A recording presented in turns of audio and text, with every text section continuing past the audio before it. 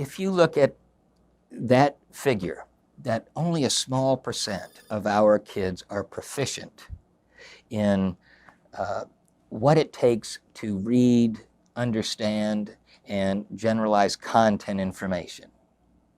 That is clearly related to instruction. It's clearly related to a very parochial and, again, primarily philosophical view of what goes into reading.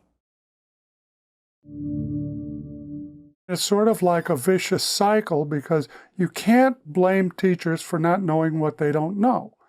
They have never been taught it, they've been taught misrules, or they've been taught totally superficial stuff.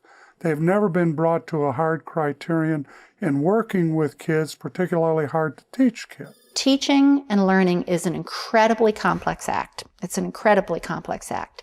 And if we look at the way that schools are structured right now, we're not supporting the learning of our teachers, all right, in order for them to do what we're talking about. The toughest challenge is not so much the science anymore.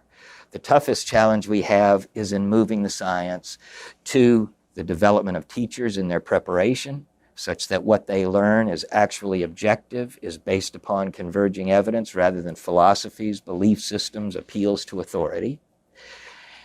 Getting the information to teachers already with kids who have been, in a sense, propagandized into these very broad and general and non-evidentiary kinds of approaches that they use in teaching reading. Absolute failures in terms of our scientific tests vis-a-vis their effectiveness. So you have this kind of problem. Teachers want to do that. When I was a teacher, I wanted to get up every morning. I wanted to make a difference in kids' lives.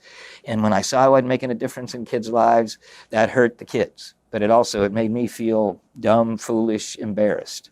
Our teachers sometimes feel the same way, but they can only teach what they've been taught typically.